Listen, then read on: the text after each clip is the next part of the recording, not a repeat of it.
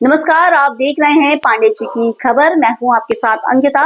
चलिए शुरू करते हैं आज की खास खबरों के साथ। तालछापर में वृंदावन स्टेडियम में चल रही शिव पुराण कथा श्री शिवेंद्र स्वरूप आश्रम के मुखारविंद से अष्टम दिन पर आए हुए विशेष अतिथि तश्री गुरुदेव जोगेंद्राश्रम शिवराज ज्योति रोशननाथ के योगी मुक्तिनाथ का पुष्प वर्षा करते हुए रथ पर सवार होकर मंच पर पहुंचने पर आयोजक आनंद पेड़ीवाल परिवार द्वारा पूजा अर्चना कर आशीर्वाद प्राप्त किया।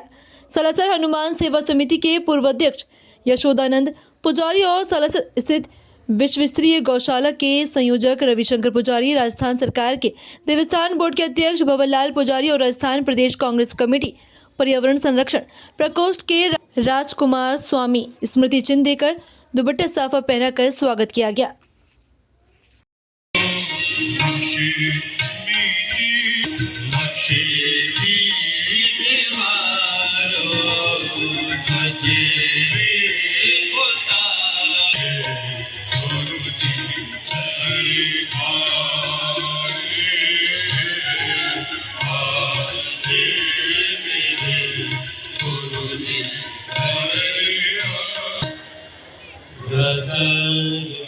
विष्णुरूपाय व्यासरूपाय विष्णवे नमो वै ब्रह्मनिधये वासिष्ठाय नमो नमः।